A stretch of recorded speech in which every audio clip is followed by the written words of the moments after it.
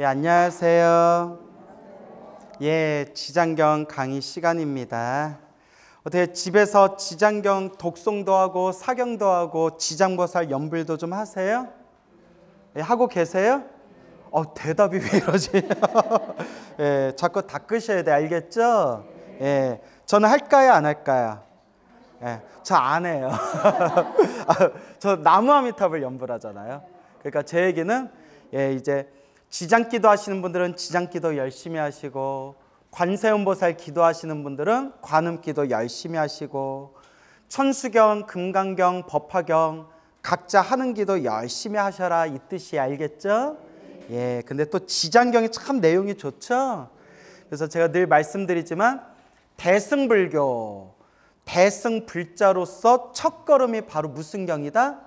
지장경이다. 이렇게 읽어보면 초심 불자가 알아야 할 내용이 지장경에 다 나와요.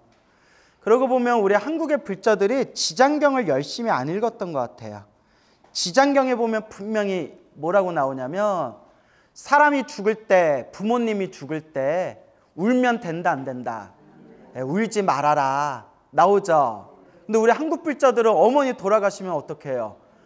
누가 더 잘 우는지 대회하듯이 아이고 부르짖잖아요. 근데 분명히 부처님이 그렇게 하지 말라고 했거든요. 영가가 마음이 흐트러진대요. 그래서 제가 불자님들한테 사람이 죽었을 때 막 억지로 쥐어짜서 우는 거는 유교문화다. 어디 문화? 유교문화. 그 유교문화는 뭐 장점일 수도 있고 단점일 수도 있는데 남에게 보여지는 체면을 중요하게 여겨요. 그죠, 여러분? 남에게 보여주는 체면을 중요하게 여기는데 진정한 불자라면 이제 부모님이 돌아가실 때 엉엉 우는 것은 오히려 그 돌아가신 부모님 영가한테 도움이 된다, 해가 된다. 해가 된대요. 영가가 좋은 데로 못 가고 마음이 흐트러져 버린대요. 내 자식 새끼가 울고 있구나. 그러니까 어떤 분이 이렇게 얘기해요. 근데 스님 듣다 보니까 궁금해서 그런데 물어보시라고 왜 그러시냐고 했더니 스님이 이렇게 울고 있으면 부모님 영가가, 아버지 어머니 영가가 내 자식 새끼가 울고 있구나, 거기 그 마음 때문에 마음이 흐트러져서 좋은데 못 간다고 했잖아요. 예, 그런 내용이 나오죠. 근데 스님 또 제 입장에서 보면 제가 죽었는데 내 자식 새끼들이 안 울고 가만히 있으면 저 새끼들 왜 저러나? 지 애미가 죽었는데 울지도 않나? 이렇게 마음이 흐트러질 것 같아요. 또 이런 얘기를 하시더라고요. 말이 돼요, 안 돼요? 또 말은 되는 것 같던데 나는. 네, 그래서 울지 말란 뜻이 아니라 울 시간에 뭘 해드려라? 연불해드려라, 기도해드려라 라는 뜻이에요. 알겠죠? 예, 그런 부분을 우리가 조금 명심해야 되겠습니다. 그리고 또 우리가 지장경에서 몇 번이나 나오지만 나 복 지으려고, 복 받으려고 살아있는 생명을 죽여서 제사 지내면 된다 안 된다? 절대 안 된다. 근데 옛날 노보살님들한테 얘기 들어보면 절에 열심히 다니시는 노보살님들 중에서도 집안에 우환이 생기면 무당집에 가고 전본 뒤에 굿 지낸다고 돼지 잡고 소 잡아서 제사 올리는 경우가 있었대요. 그렇죠? 여러분도 보셨죠? 절에 열심히 다니시다가 집안에 우환이 생겨서 어디 용하다는 데가 있어서 찾아가서 전 봤더니 소 잡고 돼지 잡고 피 뿌리고 저기 제사 지내야 우환이 풀린다라는 말에 껌뻑 그냥 속아가지고 그렇게 소 잡고 돼지 잡고 피 뿌려서 굿하시는 불자님들이 있잖아요. 그건 진짜 불자 아니에요. 그건 껍데기 불자들이에요. 조금이라도 절에서 제대로 법문 듣고 제대로 공부했다면 살아있는 생명을 죽여서 제사 지낸다는 생각을 낸다 못 낸다? 못 내요. 오히려 엄청난 악업이 된댔어요. 그런 내용이 어디에 나와요? 지장경에 자세히 나와요. 그러니까 우리 한국의 불자들이 지장경도 제대로 안 봤다는 거예요.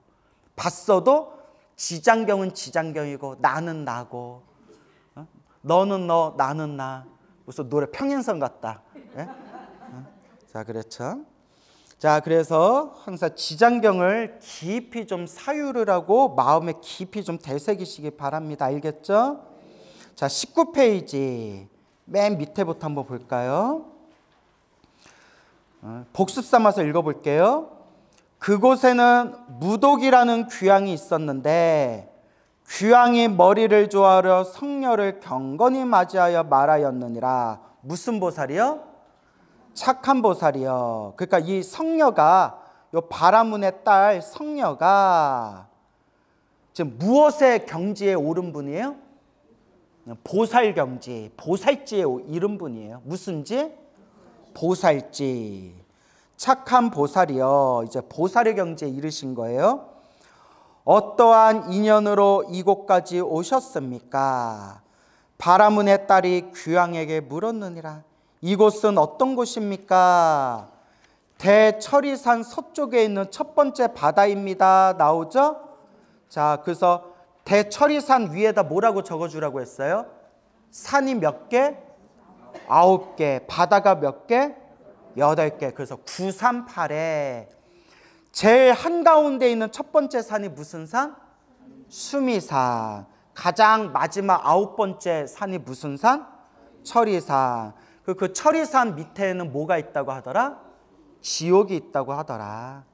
다 설명드렸죠? 대처리산 서쪽에 있는 첫 번째 바다입니다. 처리산 안에는 지옥이 있다고 들었는데 그것이 사실입니까? 참으로 지옥이 있습니다. 와, 지옥 있어요, 없어요? 무서워요. 무서워요, 안 무서워요? 무서워요. 그 여러분들 죽으면 지옥 갈 것 같아요, 안 갈 것 같아요? 안 갈 것 같아요 하다가 한 방에 훅 간다 그랬죠? 방심하면 된다, 안 된다? 안 된다. 그래서 여러분, 불교설화에 보면 스님들도 지옥 가는 이야기가 많이 나와요. 머리 깎은 스님이 이런 얘기하기 부끄러운데 불교설화에 보면 머리 깎고 평생 스님 노릇하던 스님들이 한 생각 잘못 일으켜서 혹은 나쁜 업을 크게 저지르는 바람에 쏜살같이 지옥 떨어지는 얘기가 많이 나와요. 이 얘기는 무슨 얘기냐? 스님들도 지옥에 떨어진다는데 여러분들이라고 안 떨어질 것 같아요? 그래서 제가 늘 말씀드린 게 뭐 하면 안 된다? 방심하면 안 된다. 그러니까 여러분 성질 좀 죽이고 살아요. 알겠죠? 예. 뭐 좀 죽이고 살아요? 예, 승질 좀 죽이고 살아요. 우리 불자님들 보면 평생 그렇게 절에 열심히 다니는 보살님들도 가만히 보면 승질낼 거 다 승질내고 신경질낼 거 다 신경질내고 막 도반들한테 말 함부로 하고 이런 분들을 제가 너무 많이 봤어요. 그래 놓고 나 정도면 이렇게 절에 열심히 다녔는데 설마 어디에 가겠냐? 지옥에나 설마 내가 가겠냐? 이러다 어떻게 된다고 했죠? 한 방에 훅 간다. 갑자기 분위기 무거워지는 거 보니까 찔리시나 보다. 갑자기 분위기 무거워지네. 뭐 좀 죽이고 사세요? 예, 성질 좀 죽이고 살고, 그러니까 좀 염불도 하고 마음 좀 다스리면서 사세요. 알겠죠? 예, 제가 여러분들은 이제 안 그럴까라고 믿고 싶은데 모르죠. 또 살아보면 또 이제 별의별 모습을 다 보게 되겠죠. 이렇게 멀리서 볼 때는 공부 열심히 하고 법당에서 기도 열심히 하고 봉사도 참 열심히 하고 참 좋은 분이다, 괜찮은 분이다 라고 생각했는데 막상 가까워지고 이렇게 사는 모습 옆에서 지켜보니까 불교대학 열심히 다니고 법당에서 기도 열심히 하고 봉사활동 열심히 하고 열심히 할 거 하면서 승질 더러운 분들을 엄청 많이 봤어요. 그리고 어른이 그러더라고요. 야, 광우야, 그런 말 하지 말아라. 왜요? 저렇게 승질이 더러우니까 열심히 사는 거다. 예. 그리고 우리가 파이팅이 있다고 하죠. 저 파이팅이 있어가지고 저렇게 열심히 사는 거다. 근데 이제 제 입장에서는 안타깝죠. 뭐하다? 안타깝다. 왜냐? 옛날 경전에도 나오고 큰 스님 법문에도 나오지만 배꼽 동안 쌓은 공덕이 화 한 번 크게 내면 배꼽 동안 쌓은 선업이 싹 불에 타서 사라진대요. 몇 컵 동안 쌓은? 배꼽 동안 쌓은 공덕이 뭐 하나에 확 사라진다? 화를 내는 순간 싹 사라진대요. 얼마나 무서워요. 여러분 화 잘 내요, 안 내요? 또 내요? 잘? 어떻게 해요, 이제? 화 내면 돼요, 안 돼요? 그래서 제가 방법을 가르쳐 드릴게요. 저처럼 그냥 삐지세요. 아, 나 화는 잘 안 내요. 뭐예요? 삐져요. 3년 동안 말을 안 해요. 제가 웃자고 한 얘기고, 웃자고 한 얘기지만 제가 잘 삐져요. 근데 화는 잘 낸다 안 낸다? 안 내요. 그냥 삐지고 말아요. 그러니까 제가 이제 웃자고 한 얘기지만 화내는 게 엄청나게 내 공덕을 깎아먹는 그런 불덩어리와 같대요. 불이 싹 모든 걸 태워버리잖아요. 그러니까 큰 스님들 법문하시면서 이번 생 화 안 내는 습관만 들여놔도 엄청난 복을 지은 거래요. 여러분, 탐욕, 성냄, 어리석음이라고 하죠. 예, 탐욕, 성냄, 어리석음 중에서 성냄이 제일 무섭대요. 왜냐하면 뿌리는 어리석음이 뿌리예요.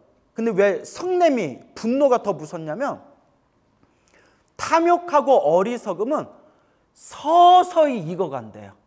어떻게 익어가요? 서서히 익어간대요. 근데 분노는 불이 빵 하고 터지듯이 확 그냥 불이 타오르듯이 그 자리에서 바로 과보를 받는데요.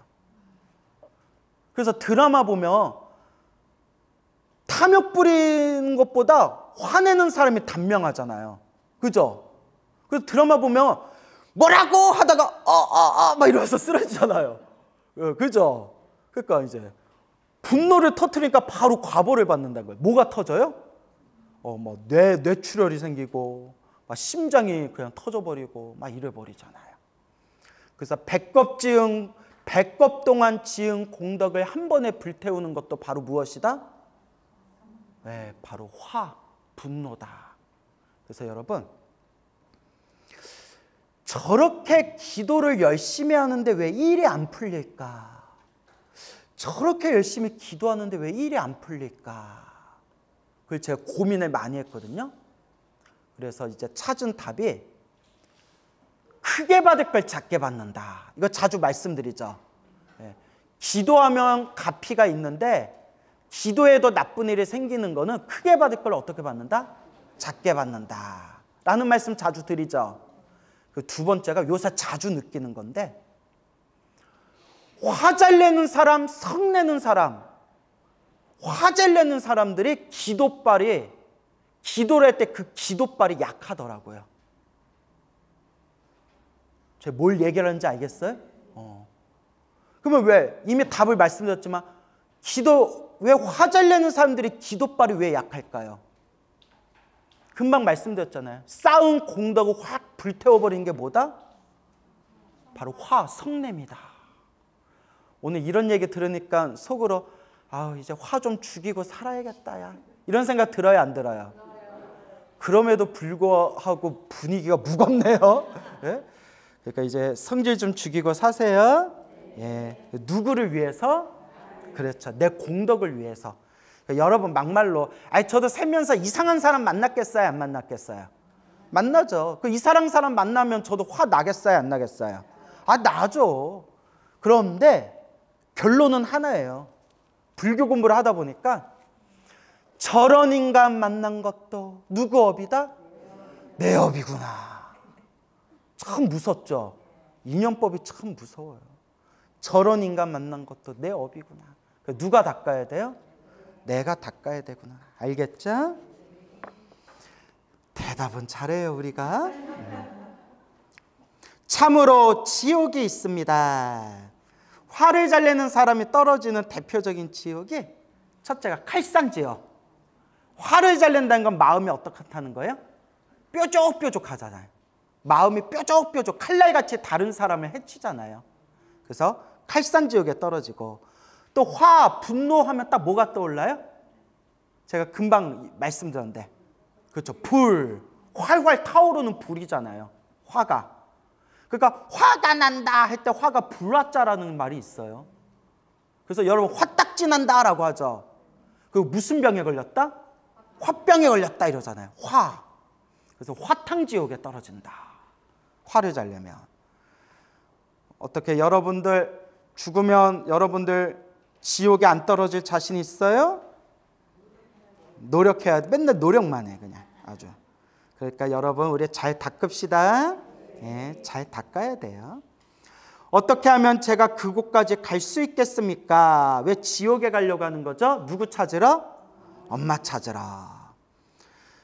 그것은 부처님의 위신력, 신통력과 업력, 내가 지은 업력으로 이 두 가지 인연으로만 갈 수 있을 뿐입니다. 앞에서 다 설명드렸어요. 성녀가 다시 물었느니라. 이 물은 어떤 연유로 저렇게 끓어오르며 어찌하여 죄인과 사나운 짐승들이 저다지도 많습니까? 누구 업으로 인해 펼쳐진 세계예요? 그렇죠. 내 업으로 펼쳐진 세계예요. 화를 많이 낸 사람이 화탕지옥에 떨어진다고 했죠. 그러면 업보가 없는 사람들은 떨어질 지옥이 있을까요? 없을까요? 없는 거예요. 업보가 없는 사람은 떨어질 지옥이 없는 거예요. 결국 지옥도 누가 만든 업의 세계다? 내가 만든 업의 세계다. 연부제, 인간 세계에서 혹은 남연부제 혹은 남선부제라고도 불러요. 악한 짓을 하다가 죽은 중생들 가운데 49일이 지나도록 그를 위해 공덕을 지어 고난에서 건져주는 일이 없거나 살아있을 때 착한 인연을 지은 것이 없으면 본래 지은 악업대로 지옥에 가야 되므로 어쩔 수 없이 이 바다를 먼저 건너야 하기 때문입니다. 앞에서 49제, 49일에 대해서 다 설명드렸죠? 이 바다 동쪽으로 10만 유순, 유순이라는 것은 책마다 내용이 다르지만 보통 소 한 마리가 한나절 동안 걷는 거리를 유순이라고 부른다고 했죠? 근데 너무 이거는 깊이 따질 필요 있다 없다? 없다. 책마다 다르기 때문에. 근데 10만 유순하면 긴 거리예요? 짧은 거리예요? 긴 거리죠. 그냥 상징적인 표현이에요. 10만 유순을 지나면 또한 바다가 있으니 그곳의 고통은 여기에 배가 되며 그 바다 동쪽에 또 한 바다가 있으니 그곳의 고통은 다시 배가 됩니다. 이 세 바다에서의 고통은 몸과 말과 뜻으로 지은 신구의 삼업으로 지은 악업, 삼악업 때문에 스스로 받게 되는 것입니다. 누가 받는 거예요? 내가 스스로 받는 거예요. 에고고고. 그러니 여러분, 행복도 불행도 누가 지은 업대로 살아간다? 내가 지은 업대로 살아가고 결국 중생은 복대로 살아간다. 뭐대로 살아요? 복대로 살아요. 여러분들 내가 살아온 인생을 이렇게 살펴보면 내가 전생에 복을 많이 지었나? 박복하게 살았나? 알아요? 몰라요? 알아요. 내가 살아온 삶을 보면 내가 어떻게 살았는지 알아요. 그래도 여러분들이 전생에 지어놓은 착한 뿌리가 있어서 복이 있건 없건 이 자리에서 무엇을 만났어요? 부처님 법을 만났잖아요. 얼마나 대단해요. 이렇게 지장경을 만났잖아요. 업장소멸의 최고의 경전이라는 지장경 만났잖아요. 얼마나 대단해요. 근데 이번 생 잘 닦아야죠. 잘 닦을 거예요? 못 닦을 거예요? 잘 닦아야죠. 잘 닦아야지, 잘 닦아야지 해놓고 또 저기 가서 승질 부리고 또 우리 부처님 법이 인연법이라고 인연 전연거리고 예? 내가 막 우습게 보이냐, 내가 만만해 보이냐 싸우고 신경질 부리고 분노를 일으키면 돼요, 안 돼요? 안 되죠. 근데 스님 머리로는 아는데 자꾸 저도 모르게 승질머리가 올라와요. 따라해보세요. 업습. 그것도 습관이에요. 과거 전생부터의 업의 습관이에요. 그러니까 원래 어려운 거예요. 여러분 우리 업의 습관을 절에 다니고 기도 좀 몇 번 했다고 업의 습관이 싹 바뀌면 우리 벌써 다 뭐가 됐다고 했죠? 우리 벌써 다 부처님 됐어요. 그렇기 때문에 이 업의 습관이 참 무서워요. 이거는 제가 여러분들만 얘기가 아니에요. 이건 제 얘기예요. 저도 제 업의 습관이 얼마나 두껍겠어요. 저도 제가 여러분들한테 말하는 걸 내가 몸으로 다 실천했으면 나 벌써 부처님 됐어요. 그러니까 나나 여러분이나 다 업덩어리예요. 무슨 말인지 알겠죠? 그 속에서 같이 닿는 거예요. 그래서 경전에도 나오지만 여러분들이 저보다 먼저 성불할 수도 있어요. 원래 경전에 보면 석가모니 부처님보다 원래 미륵보살이 먼저 성불하기로 돼 있었대요. 경전에 보면. 근데 미륵보살보다 석가모니 부처님이 과거 전생에서부터 용맹스럽게 보살행을 닦아서 결국 막판 뒤집기에 결국 누가 먼저 성불 했어요? 석가모니 부처님이 먼저 성불해버리잖아요. 그러니까 고정된 법이 없어요. 그러니까 제가 여러분들한테 막 잘난 척하면서 부처님 가르친 법문하고 있지만 막말로 누가 먼저 성불할 수 있다? 여러분들이 나보다 먼저 성불할 수 있다니까요. 뭐 딱히 그럴 것 같지는 않은데 웃자간 얘기예요. 예?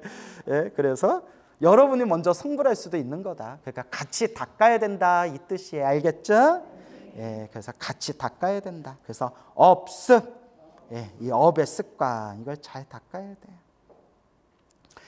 스스로 받게 되는 것입니다. 그래서 이곳을 무엇의 바다라고 합니다? 업의 바다, 업의 바다. 그리고 이 업의 바다, 이 업의 바다를 윤회의 바다예요. 무엇의 바다?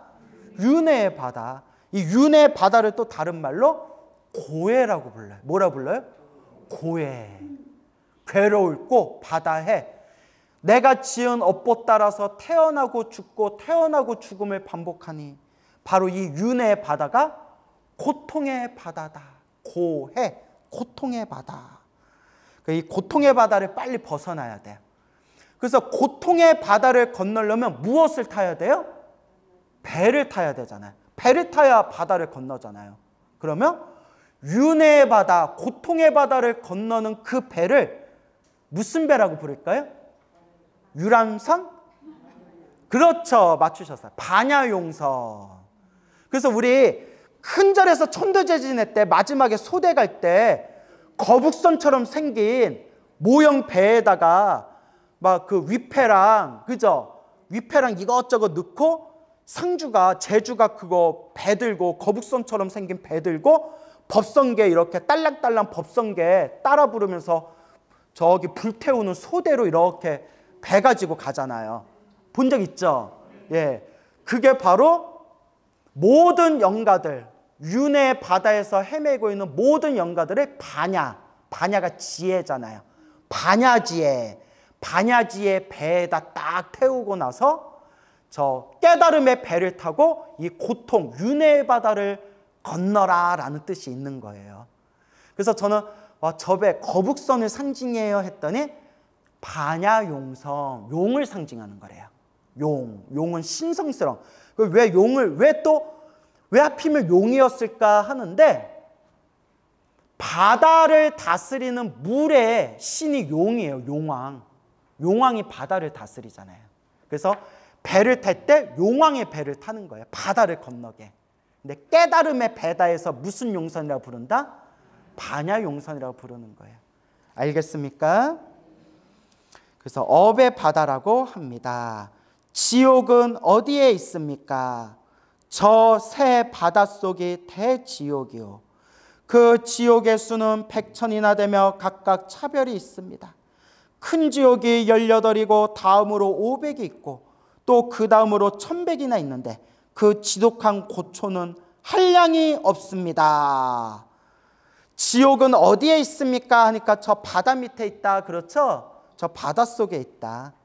그래서 여러분 지장경이 대승불교에 들어가는 첫걸음이지만 그래서 지장경이 중요한 경전이지만 지장경이 아주 수준 높은 경전은 아니에요. 근데 수준 높은 경전이 아니라고 해서 무시하면 돼요, 안 돼요? 예, 아주 훌륭한 경전이에요. 근데 이제 다른 경전에 비해서는 기초경전이라는 거예요. 왜냐? 지옥이 어디에 있습니까? 하니까 저 바닷속에 있습니다. 이런 표현 나오죠. 이게 그 중생들 눈높이에 맞춰서 설법한 거예요. 그러면 최고의 경전은 뭐라고 표현하느냐? 최상의 가르침은 스님, 지옥이 어디에 있습니까? 네 마음속에 있다. 어디 안에 있다? 마음속에, 마음에 있다. 여러분, 이 우주가 다 어디 안에 있을까요? 마음 안에 있대요. 스님, 이 큰 우주가 어떻게 이 마음 안에 들어갑니까? 일체유심조. 이 우주가 다 무엇이 만든 거다? 마음이 만들었고, 마음이 만든 이 우주가 어디 안에 사실 있다? 이 마음 안에 있다. 알겠죠? 한마디로 지옥도 누가 만든 거다? 내 마음이 만든 거란 거예요. 내 마음에 나쁜 마음이 지옥이라는 업보를 만들었고 착한 마음이 천상세계라는 선업의 세계를 만들었고 부처님만 믿고 염불하는 그 염불공덕의 마음이 극락세계를 만드는 거예요. 알겠죠? 그래서 지장경에서는 저 바다 밑에 대지옥이 있고 대지옥에 또 무슨 지옥 무슨 지옥 무슨 지옥이 있다 나오지만 사실 그 지옥이 다 어디 안에 있더라? 요 마음 안에 있더라. 그래서 나온 유명한 얘기 있잖아요. 이 안에 너 있다. 예? 이 안에 다 있다는 거예요. 알겠죠? 예. 근데 여기서 이제 조금 더 수준을 높이면 어느 서양에 천주교 카톨릭 신부님이 있어요. 카톨릭 신부님이 있는데 여러분 의외로 신부님하고 수녀님들 중에 참선 열심히 하는 분들이 있대요. 참선하고 명상하고 옛날에 막 수녀님들 혹은 막 저기 카톨릭 수사님들이 성철스님한테 화두 타러 오고 그랬었대요. 예. 그런데 서양에서 참선을 열심히 하고 명상 수행을 했던 신부님이 저 큰 스님을 찾아왔대요. 우리 한국 불교 어느 큰 스님을 찾아와가지고 이렇게 선문답을 했대요. 그래서 큰 스님이 이렇게 질문했대요. 우리 한국 불교 큰 스님이 하나님이 어디에 있습니까? 하느님이 어디에 있습니까? 하면 이제 아직 이 수준이 높지 못한 사람들은 저 하늘 위에 있습니다. 근데 여러분 하늘 위에 하느님 없어요. 내 비행기 타고 봤거든요.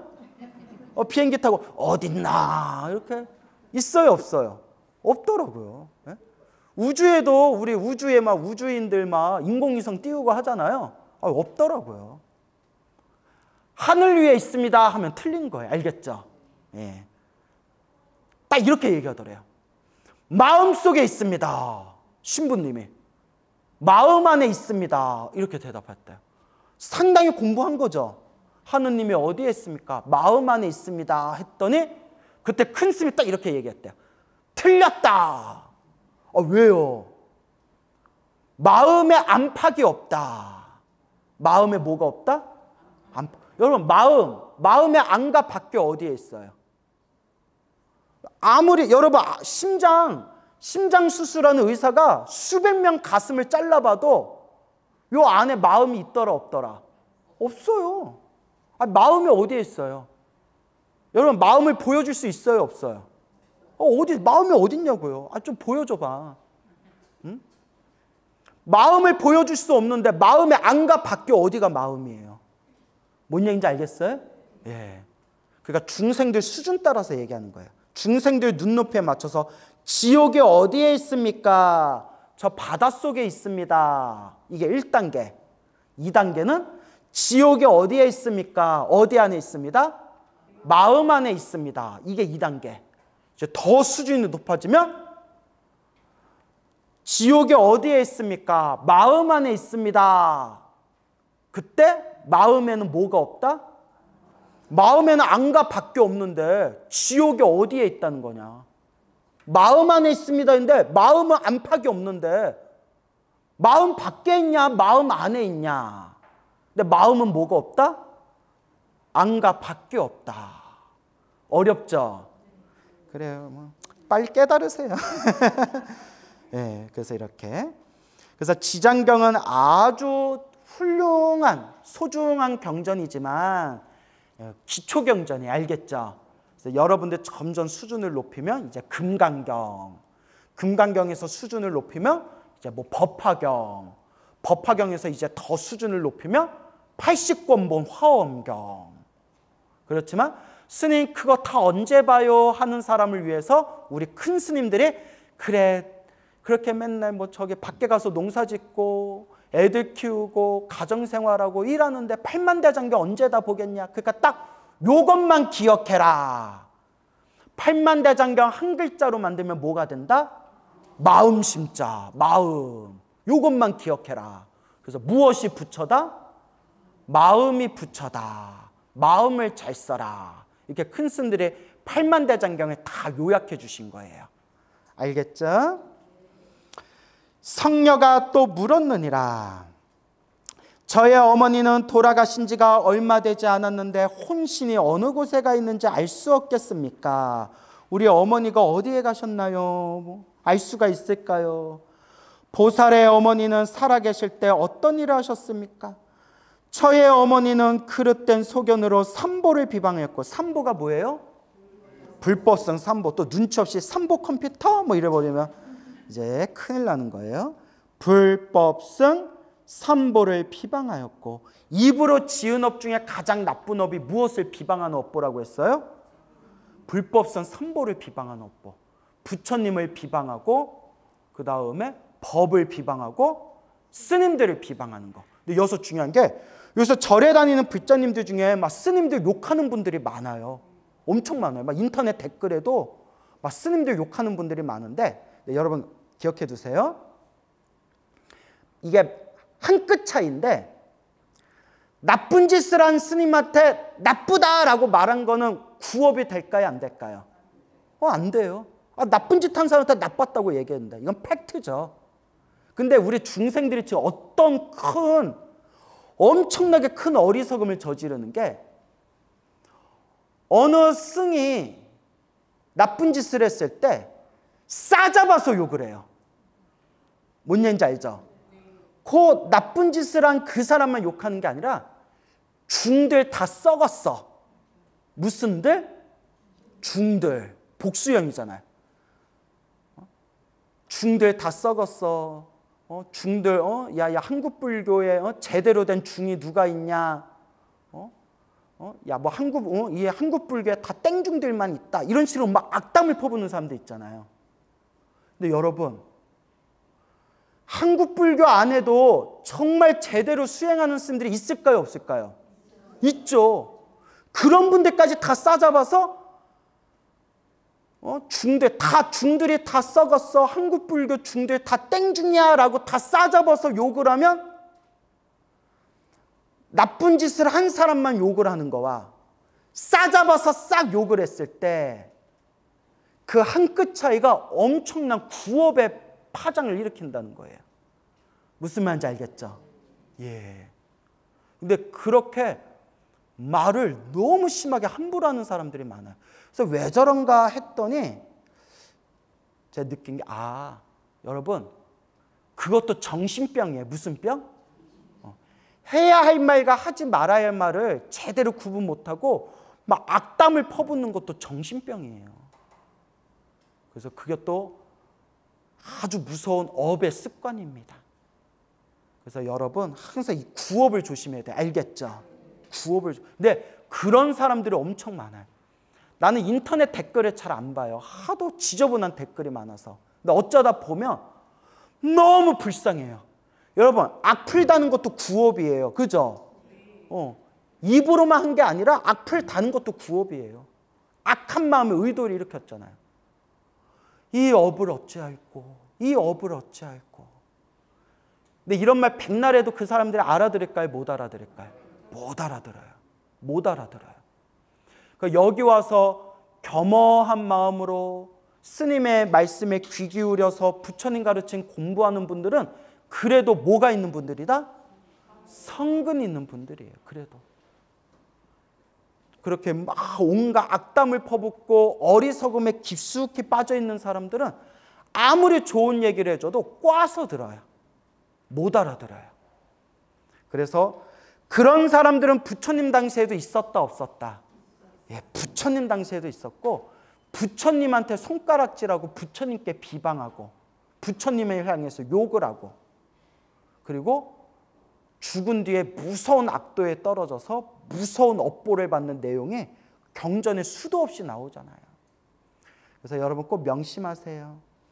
시작 없는 옛적부터 우리가 살아오면서 알고 지었건 모르고 지었건, 이번 생뿐만이 아니라 저 멀리 과거 전생에서부터 내가 알고 지었건 모르고 지었건 몸과 말과 생각으로 지은 업보가 얼마나 많을까?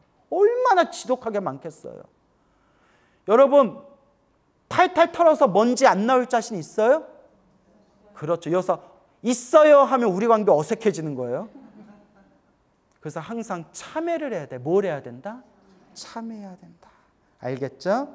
그래서 참회 기도를 많이 하다 보면 꿈에서 몸에서 더러운 게 빠져나가는 꿈, 토를 한다거나 대소변을 시원하게 싼다거나 몸에서 벌레나 고름이 빠져나간다거나 불보살님의 모습을 환하게 본다거나 이런 꿈들을 꾸기 시작하면 점점 뭐가 좀 소멸하고 있는 거구나.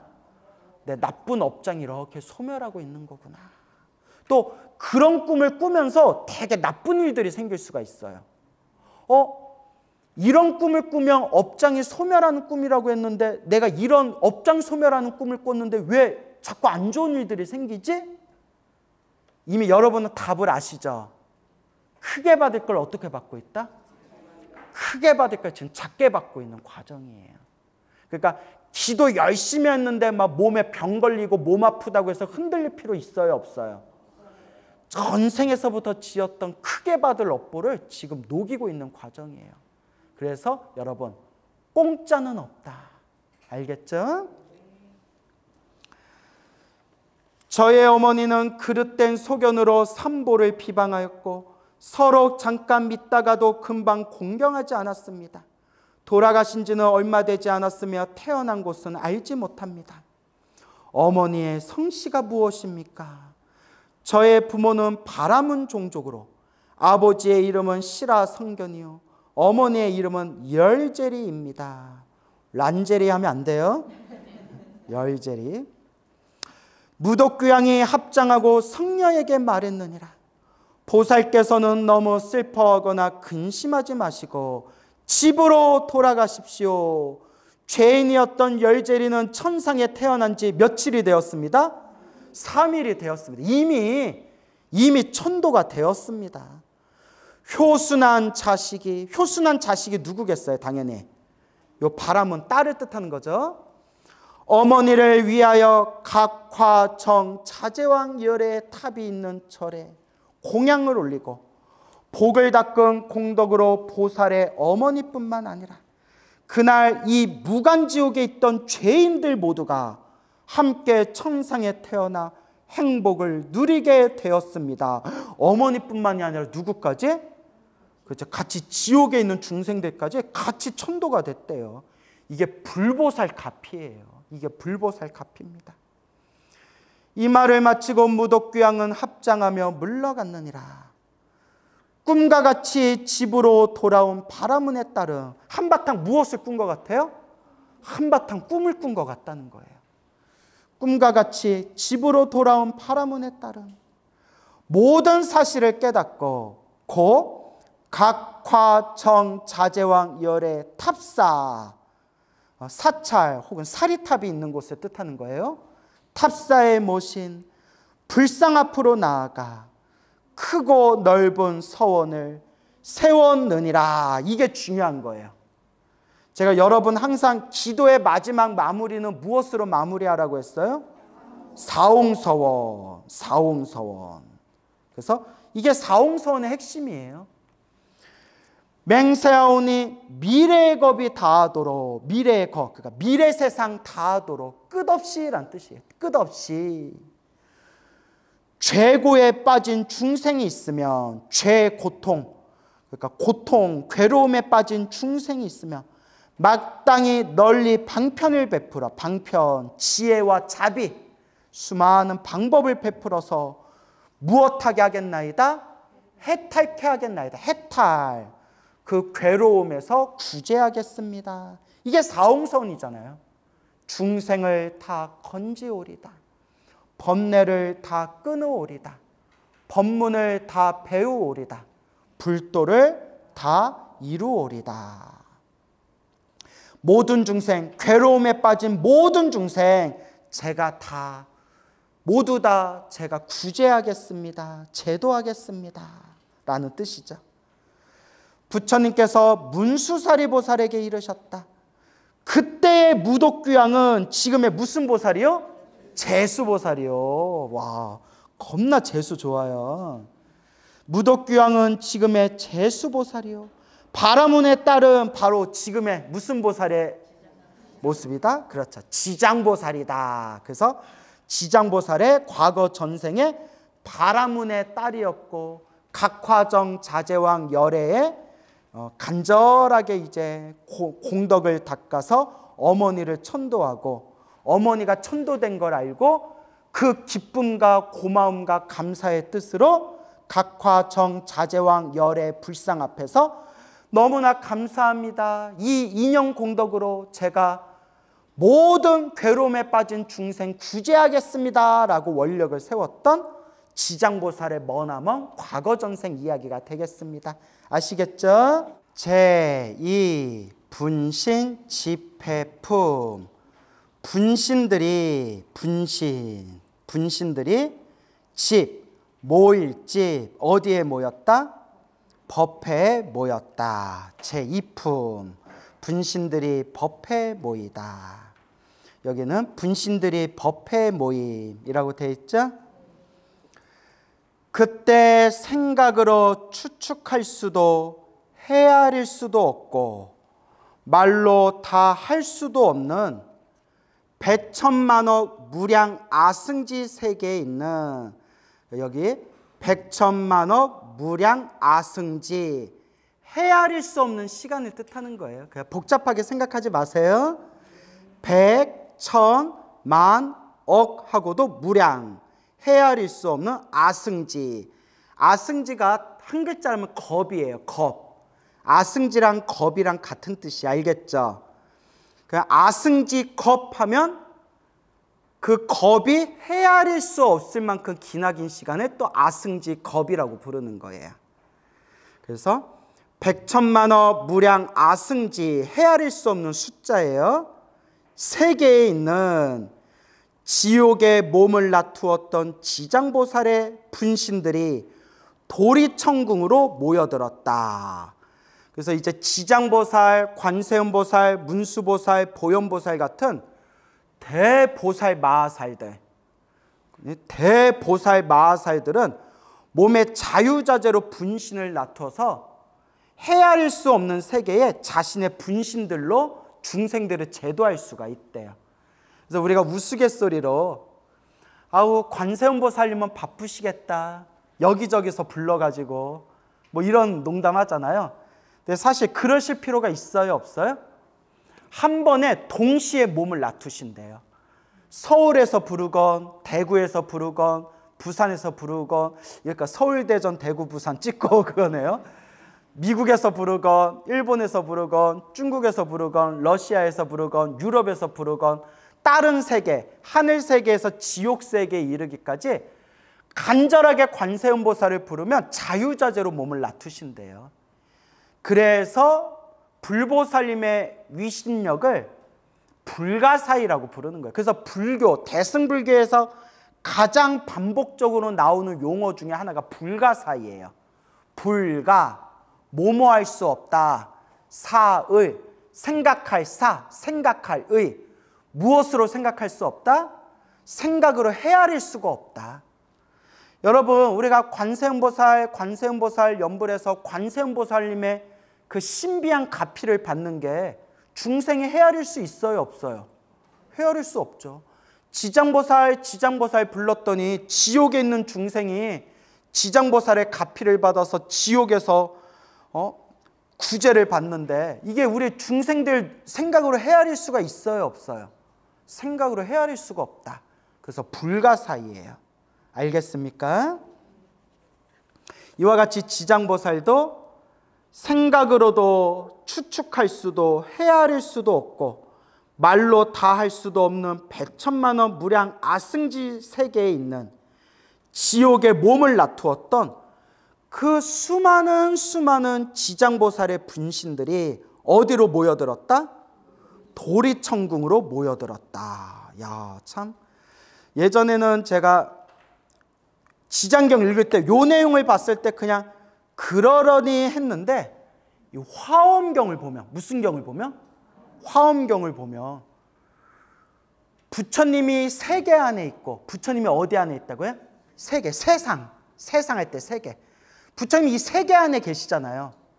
부처님이 이 세계 안에 계시고 이 세계가 어디 안에 들어가 있고 부처님 털구멍 안에 들어있고, 부처님 털구멍 84,000개 털구멍마다 무엇이 있고?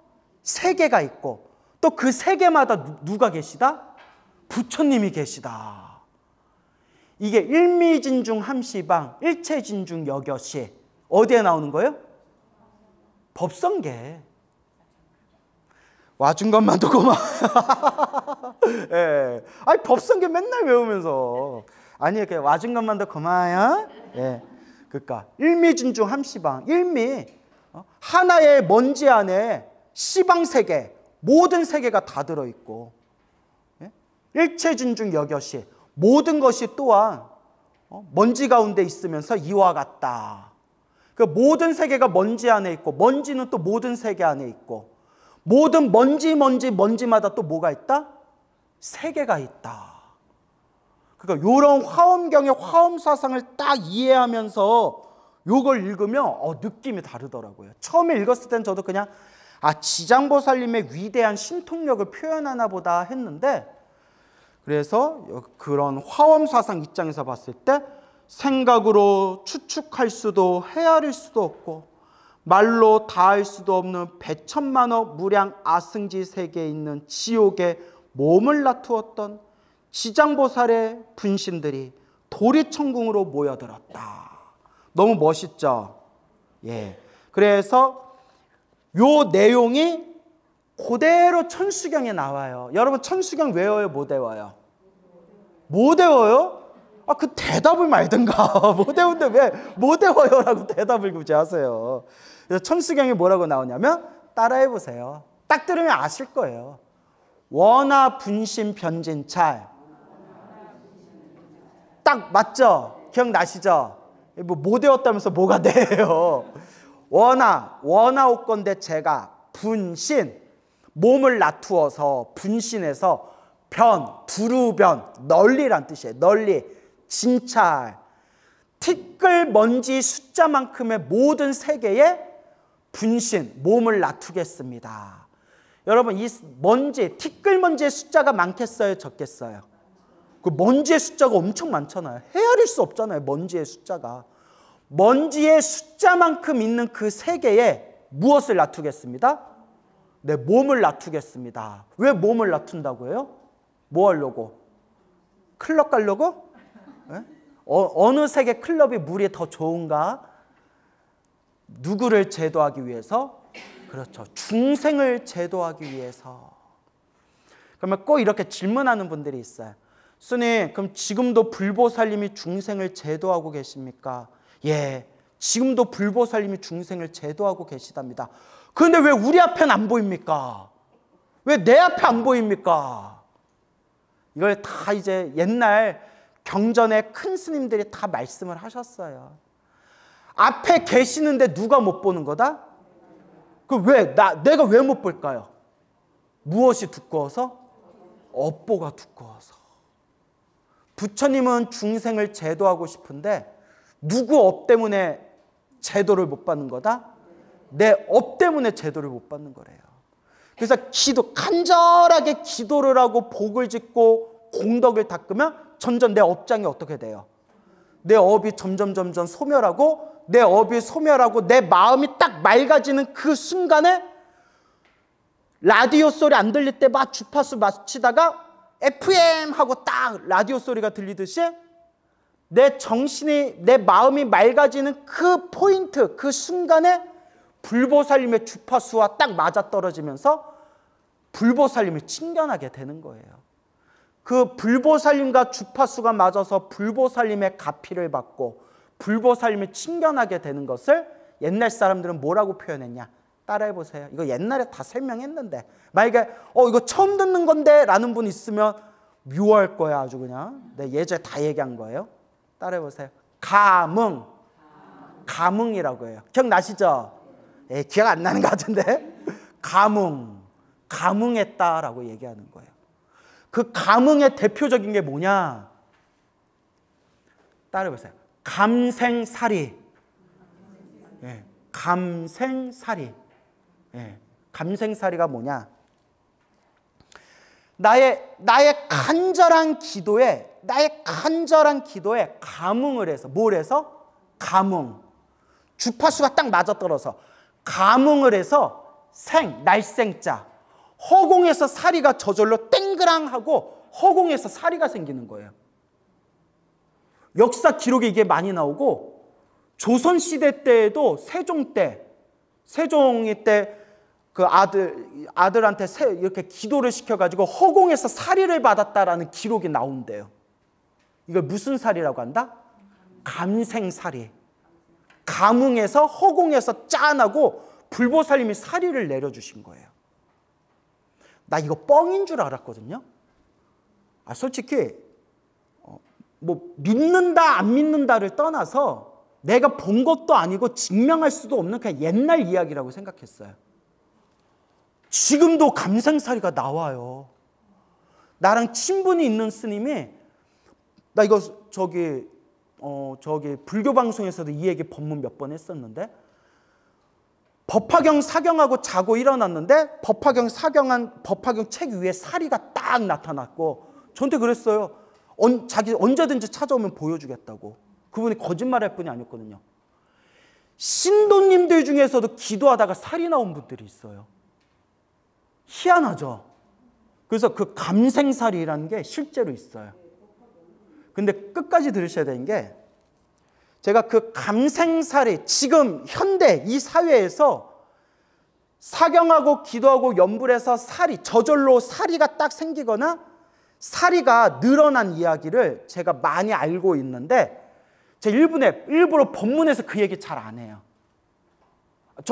제가 믿는데 얘기를 잘 안 해요. 왠지 아세요? 그걸로 사기칠까 봐. 나는 믿는데 못된 놈들이 그걸로 사기를 칠까 봐. 우리의 불자님도 엄청 순진하잖아요. 여러분 한번 생각해 보세요. 제가 이미지 좋잖아요. 그죠? 나 정도 이미지 괜찮잖아요. 나 전국에 막 불자들이 엄청 많이 나 좋아라 해주시잖아요. 근데 제가 맘먹고 사기친다 생각하고, 여러분 요 사리를 보세요. 내가 부처님께 100일 기도해서 허공에서 사리가 내려왔어요. 믿습니까? 하면 여러분들 믿겠어요? 안 믿겠어요? 내 말이라면. 그렇죠? 봐봐, 믿는 데잖아요. 내가 한다는 게 아니라. 그러니까 이렇게 불자들이, 내가 맘먹고 사기치려고 했으면 나 서울에 건물 하나 졌어요, 여러분. 진짜예요. 근데 이제 내가 항상 인과법을 얘기하는데 내가 그러면 안 되잖아요. 그런 걸로 내가 사기치는 사람들이 지금 벌써 그런 사람들이 있어요. 내가 뭐 미륵부처라느니, 내가 뭐 깨달음을 얻었다느니, 내 눈을 쳐다봐, 내 눈만 보면 영가들이 다 천도되고 막 이러고, 그런 사람들이 너무 많기 때문에 내가 막 이렇게 신비한 사리 이야기, 허공에서 사리가 나온 이야기, 막 어느 절에 어느 스님이 기도하셔서 사리가 나오셨다, 이런 얘기 제가 막 이렇게 하다 보면 신도님들은 분명히 내 법문의 말을 믿을 거고, 이러한 상황 속에서 혹시라도 이런 걸로 사기치는 사람들이 나올까 봐 내가 너무 조심스러워서 제 나름대로 딱 선을 그은 게, 신비한 거에도 집착하지 말고 그냥 기도하고 복을 짓고 마음을 닦아라. 나쁜 일이 생겨도 내 업장이 소멸하는 과정일 뿐이고, 간절하게 부처님께 기도하면 반드시 부처님의 가피가 있다. 딱 요 정도에서 제가 선을 끄는 거예요. 저는 믿지만 너무 신비한 얘기하면 사기치는 사람들이 분명히 나온다니까요. 저 참 지혜롭죠? 예, 고마워요. 웃자고 한 얘기인데. 근데 제 말이 일리가 있죠. 하지만 너무 신비한 거에 집착하면 안 되지만, 옛날 이야기라고 생각했는데 정말 무슨 사리가 있다? 감생사리. 감응하여 허공에서 짱 하고 불보살님의 가피가 사리를 내려주셔요. 지금 이 순간에도 있어요. 참 신기하죠. 그래서 어느 보살님이 계시는데 저한테도 그 사진이 있어요. 사진이 있는데 약간 파란색과 녹색이 섞인 구슬인데, 오랫동안 법화경 사경하시고 자원봉사, 절에서 봉사를 열심히 하셨던 보살님이 자고 일어났는데 베개 옆에 머리맡에 이만큼 구슬이 쌓여 있더래요. 저절로 생긴 거예요. 그 놀라서 그 사진을 찍어 그 구슬을 아직도 가지고 있대요. 저한테 보여주셨는데 제가 그분 말을 왜 믿냐? 사기치려면, 사기를 치는 게 목적이면 그걸로 거짓말을 하고 자기가 어떤 이득을 취해야 되잖아요. 그죠? 근데 전혀 아무런 욕심이 없어요. 아무런 욕심 없고 정말 친한 도반, 불자님, 정말 자기가 이렇게 좀 믿을 수 있는 스님한테만 제가 이런 경계를 맛봤습니다 하고 이렇게 사진을 보여주는 거예요. 그러니까 거짓말이라면 사기를 치는 듯한 느낌이 있어야 되는데 거기서 뭔가 이득을 구해야 되는데 아무 욕심이 없으세요. 그러니까 자기는 이제 그걸 통해서 더 믿음을 가지게 되었다는 거예요. 그런 사례가 엄청 많아요. 은근히. 놀랍죠? 옛날 이야기가 아니에요. 근데 제가 이 말씀을 드리는 거는 우리가 책에서나 봤던 그런 신비한 부처님의 가피가 지금 이 순간에도 일어나고 있다. 그러니까 이 소중한 불심을 가지고 부처님을 향한 소중한 마음을 가지고 열심히 염불하고 기도하고 공덕을 닦아라라는 의미에서 드리는 거지 그렇다고 너무 신비한 거에 집착하면 된다 안 된다? 안 된다. 제가 뭘 우려하는지 알겠죠? 예, 다만 그런 신비한 게 있다는 거예요. 그리고 이런 얘기하면 티베트 불교 가면 티베트 불교는 밀교거든요. 밀교. 정말 막 상상을 초월하는 일들이 많대요. 정말 신통력이라고 불릴 정도로 신비한 일들이 지금도 티베트 밀교에 가면 지금 펼쳐지고 있대요. 여기서 이제 중요한 게 있어요. 그렇게 막 신비한 막 신통력 같은 일들이 생기고 실제로 우리 신중기도 하죠. 신중기도를 할 때 그 신장들 있잖아요. 신장들이 진짜 내려오신대요. 정말 그런 신비한 일들이 있대요. 근데 여러분 이제 이게 중요한 거예요. 왜 신비한 일에 집착할 필요가 없냐? 아무리 신비한 신통력이 있어도 업보를 이긴다 못 이긴다? 못 이겨요. 그렇게 티베트 불교에 신통력 있는 스님들이 많고 정말 막 이렇게 밀교 제를 지내며 밀교 불공 올리며 정말 신장들이 오고 막 그런다는데 아무리 신통력이 있고 신장들이 도와줘도 중국이 티베트 침공했을 때 이겼어요, 졌어요? 졌잖아요. 중국한테 완전히 짓밟혔잖아요. 아무리 신통력이 있으면 뭐예요? 사람을 못 이기는데. 그래서 이건 경전에 이미 나오는 거예요. 아무리 신통력이 뛰어나도 무엇을 이길 수 없다? 업보를 이길 수 없다. 여러분, 신통이 대단한 게 여러분 아무리 신통력이 대단해도 여러분 업보를 바꿀 수가 없어요. 무슨 말인지 알죠? 그러면 내 업보를 녹이는 것은 신통이 아니라 뭘까요? 기도, 복을 짓고 공덕을 짓고 마음을 닦는 거. 수행밖에 없어요. 결국은 뭐 하는 수밖에 없다? 수행하는 수밖에 없는 거예요. 그래서 신기한 거에 굳이 집착할 필요가 없어요. 세상에서 가장 신기하고 신묘하고 묘한 거는 이미 우리가 다 갖추고 있어요. 그건 바로 수행이에요. 알겠죠? 그래서 여러분 유명한 얘기 있잖아요.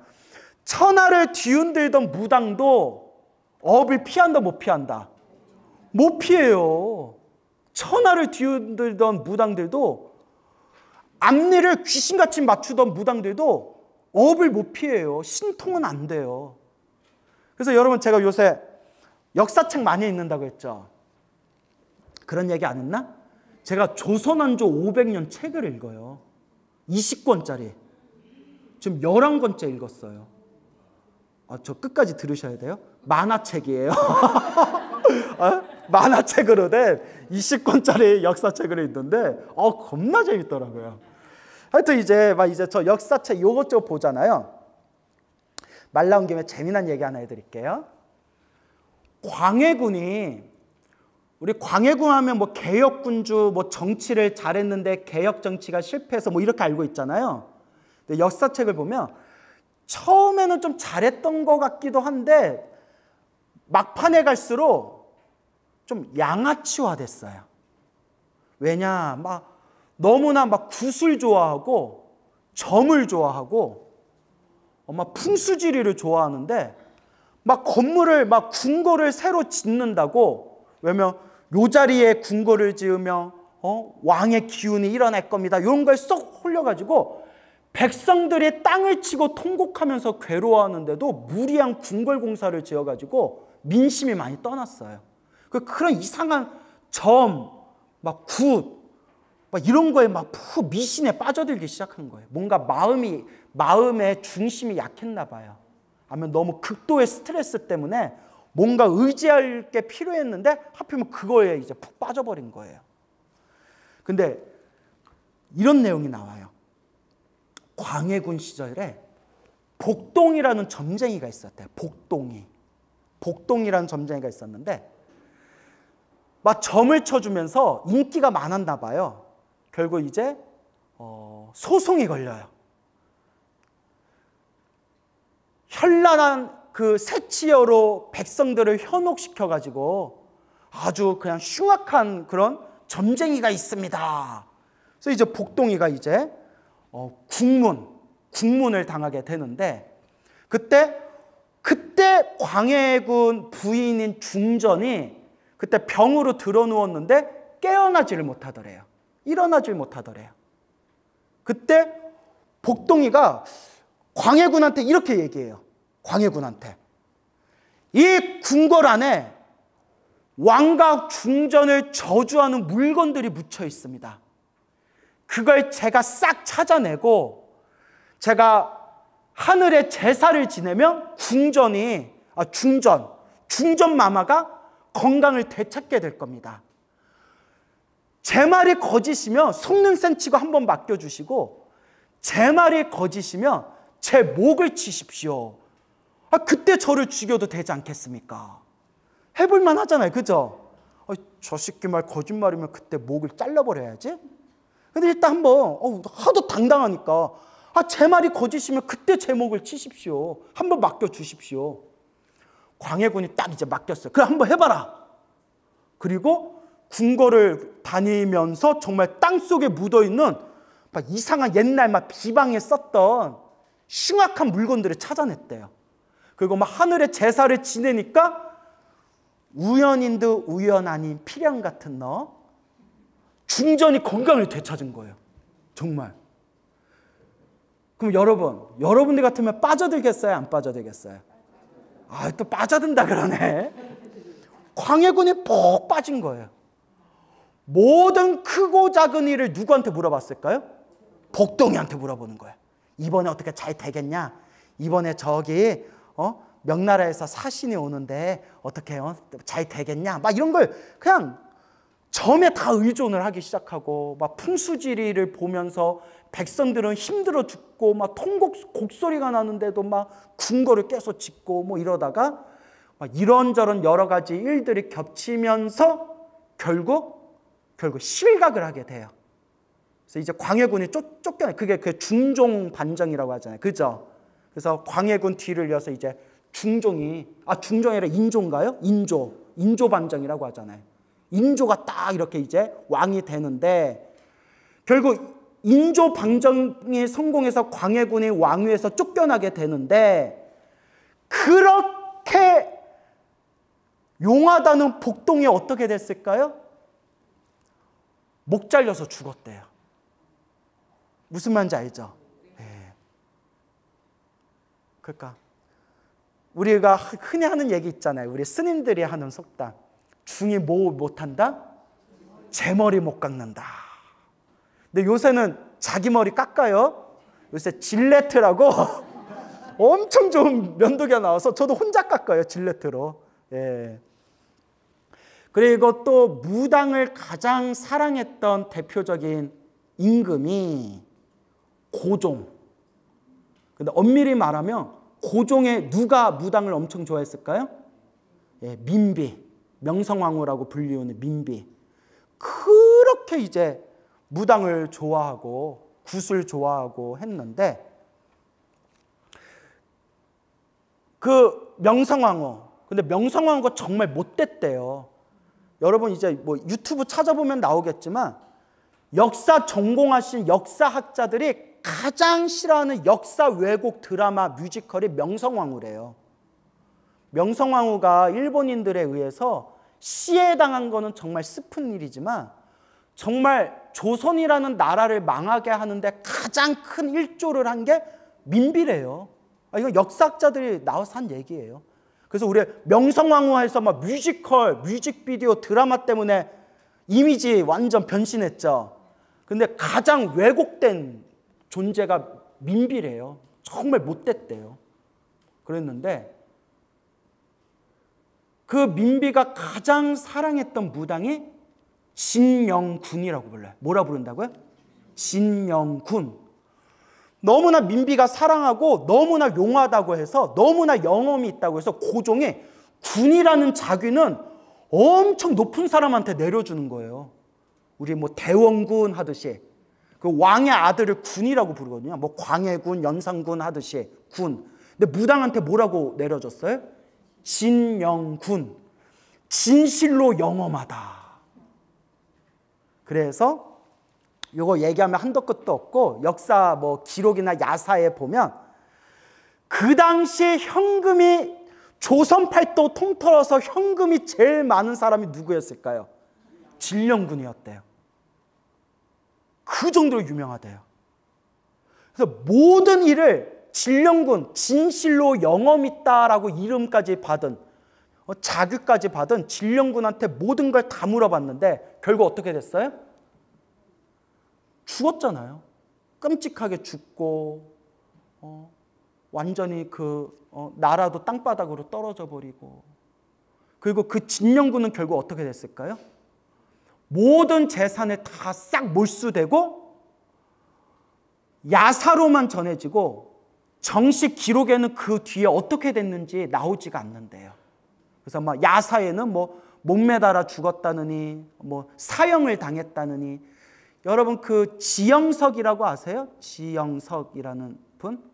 그래서 하여튼 뭐 그런 거 떠나서 그분들이 이제 전한 구전으로 전한 야사에 의하면 이제 뭐 사형을 당했다느니 목매달아 죽었다느니 자살했다느니 어디에서 뭐 초가집에서 비참하게 마지막 말년을 보냈다느니 그런 얘기만 무성하더래요.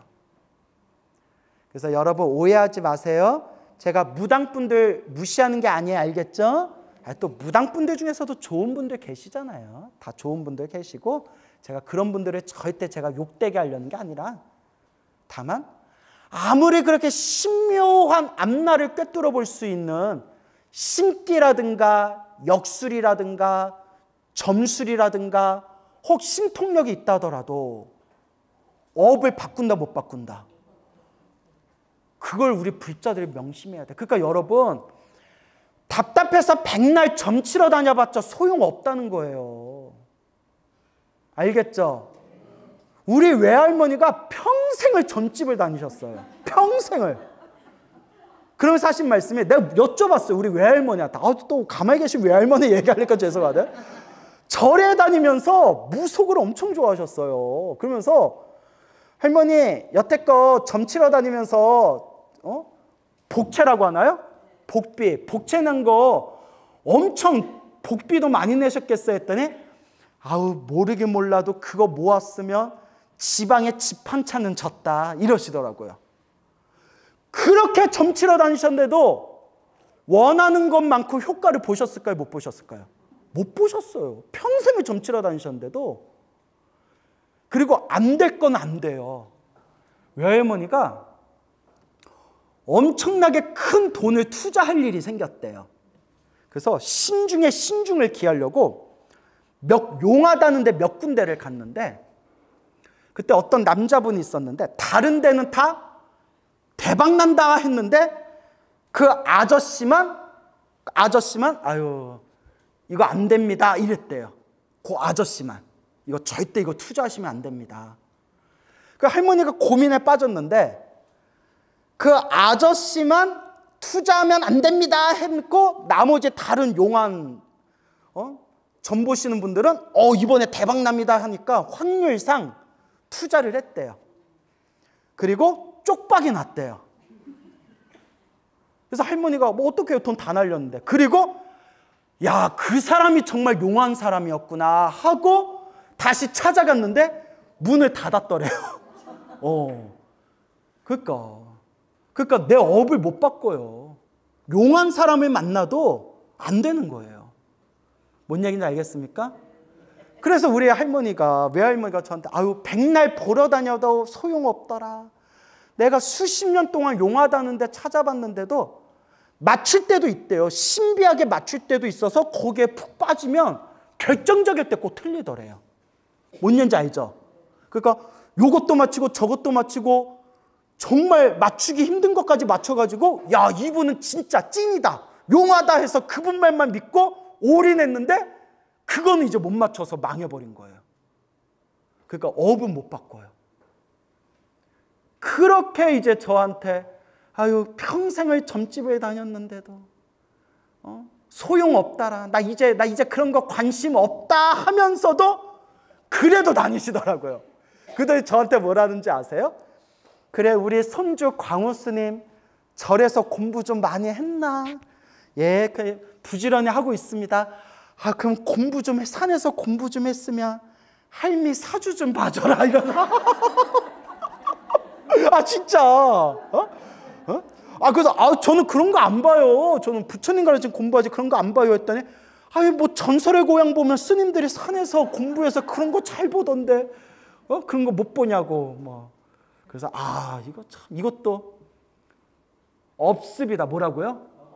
이 업의 습관이에요. 그래서 여러분, 좋은 습을 들여야 돼. 무슨 습? 좋은 습을 들여야 돼요. 제가 이렇게 이렇게 사주하시고 점 보시는 분들을 제가 절대 무시하거나 폄하하거나 비하하는 것도 아니고, 저도 심심풀이 삼아서 볼 때 있어요. 왜냐면 스님들 중에서 그거 공부하신 분들이 있어서 한번 봐보라고. 그래서 제가 2번 깜짝 놀랐어요. 스님들한테 사주를 보고. 한 번은 잘 맞춰서 깜짝 놀란 적이 있고, 2번째는 너무 못 맞춰서 깜짝 놀란 적이 있어요. 너무 못 맞춰서. 내가 스님 어디 가서 절대 봐주지 말라고. 근데 잘 맞춰서 깜짝 놀랐다는 스님들이 있다고 했죠. 근데 중요한 게 있어요. 100% 맞추더라 못 맞추더라. 그게 핵심이에요. 맞추기도 하는데 틀릴 때도 많아요. 그러면 맞출 때도 있는데 틀릴 때도 많다는 것은 100% 믿을 수 있다 없다? 맞을 때는 잘 맞지만 틀릴 때도 있다는 말은 50대 50이에요. 맞거나 틀리거나. 그럼 나도 하겠다. 스님, 저 사업해도 될까요? 된다고. 잘 될까요? 잘 되거나 망하거나. 그러잖아요, 여러분. 스님, 저 궁합 좀 봐주세요. 결혼해도 될까요? 뭐 결혼하시라고. 잘 살까요? 그럼 2가지 답이 있다고. 뭐 한다고?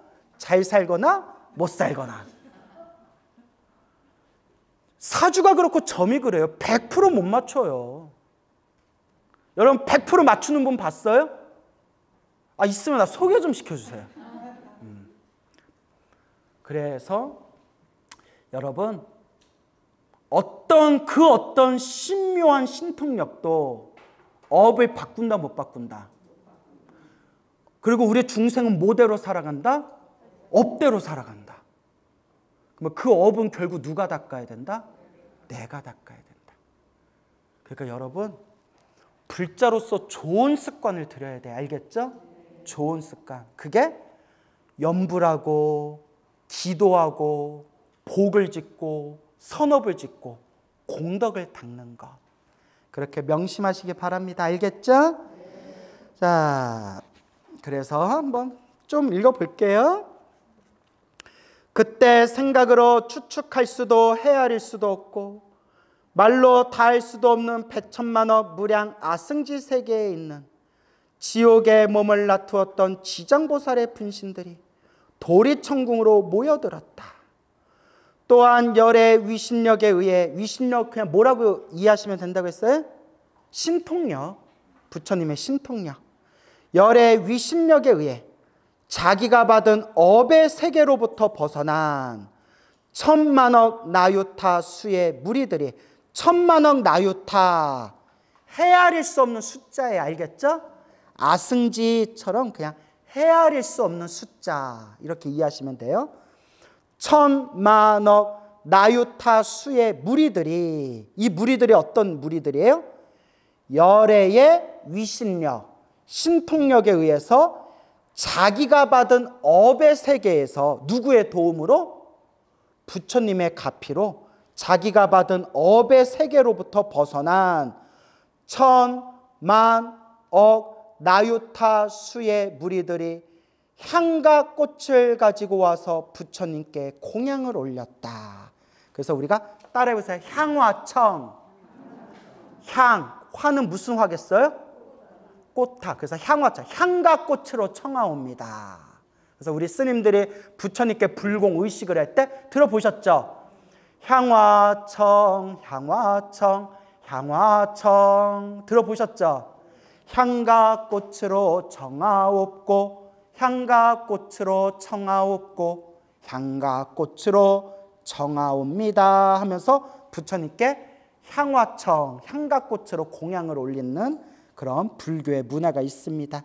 아시겠죠? 그리고 여러분들이 좀 부탁드리고 싶은 게, 이제 어디 절에 가서 향을 올릴 때 여러분, 부처님께 올렸던, 살아있는 부처님께 올렸던 향이면 좋은 향이었겠어요? 나쁜 향이었겠어요? 엄청나게 좋은 향이에요. 천연, 침향 같은 머리를 맑게 해주고 몸을 개운하게 해주는 최고급 향을 부처님께 향으로 공양 올렸다고요.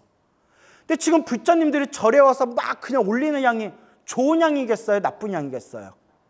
화학 제품으로 만든 나쁜 향이에요. 그 폐, 기관지 엄청 안 좋아요. 근데 여러분은 안 그러겠지만 기도하는 보살님들 중에 정말 이기적인 분들이 스님들이 앞에서 목탁 치고 있는데 앞에다가 향을 10개, 20개씩 막 꼽는 거예요. 그 스님이 관세음 보살도 해도 너는 기침해라, 나는 꼽는다. 그래서 요새는 아예 절 안에서 스님 기도할 때 향 못 꼽게 하죠. 이게 스님들 보호해드리는 거예요. 근데 우리 보살님들은 스님 부처님 때에도 향공양 올렸어요. 그거는 엄청나게 좋은 향이었고, 그런 향은 얼마든지 올려도 좋아요. 그러면서 꼭 완전 싸구려 화학 제품 향 부처님께 올린다고 해놓고 엄청나게 몸에 안 좋은 향을 막 몇 개씩 올려서 그 안에서 기도하는 사람 막 기관지, 폐, 법당 안에서 기도하는 신도님들한테 그 치명적으로 안 좋은 거예요. 노보살님들한테. 뭔 얘기인지 알겠죠? 그러니까 엄청나게 좋은 향을 올리든가 하나에 막 몇백만 원짜리, 그거 아니면 밖에서 피우든가. 어디서? 밖에서. 요새는 중국 영향 받아서 우리 향로 밖에다 많이 설치하죠. 네, 그게 사람도 이제 몸 건강 때문에 그렇게 하는 거예요. 그것도 아니면 마음의 향을 올리세요. 무슨 향? 마음의 향을 올려라. 제 말이 틀렸습니까? 예? 알겠죠? 예. 그래서 그 욕심 많은 이기적인 그 신도님들 중에 싸구려 막 화학 제품으로 만든 되게 안 좋은 향을 막 몇 개씩 막 꽂고 사람들 기도하고 스님 앞에서 기도하고 있는데 자기는 죽어도 향을 올려야겠대요. 이게 불교입니까? 아우, 속이 다 시원하네. 그러니까 여러분 항상 배려하면서 삽시다. 알겠죠?